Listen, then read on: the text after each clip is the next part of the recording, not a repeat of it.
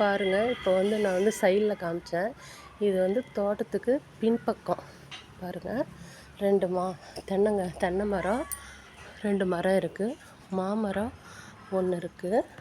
பாருங்கள் அப்படியே பின்பக்கம் பாருங்கள். இங்கே ஒரு தென்னை மரம் இருக்குது. அப்படியே பின்னாடியே வந்து நடுவில் வந்து வீடு சுற்றி இடம் இருக்குது. அதில் தான் இங்கே ஒரு பாருங்கள். ஒரு கல்யாணத்துக்கு போயிட்டு வந்தால் அங்கே கொடுத்தாங்க, வாங்கி வச்சு இந்த அளவுக்கு வந்திருக்கு. அதேமாரி இங்கே பாருங்கள், சைடில் அந்த நெல்லிக்காய், அரிநெல்லிக்காய், சின்ன நெல்லிக்காய் வச்சுருக்கேன். நல்லா செடி இன்னும் காய்க்கலை. இதை வச்சு அதுக்கப்புறமா இந்தாண்ட வந்து விதை, பூசணிக்காய் விதை, சுரக்காய் விதை போட்டிருக்கேன், வந்திருக்கு. இது வந்து என்ன சொல்கிறதுன்னு தெரியல.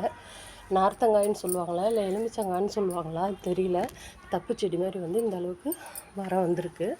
அதேமாதிரி இந்த சைடு வந்து டிசம்பர் நல்லா டார்க் கலர் இருக்கும்ல, டார்க் ரோஸு அந்த கலர் இது டிசம்பரு. அதே மாதிரியே பார்க்குறீங்க.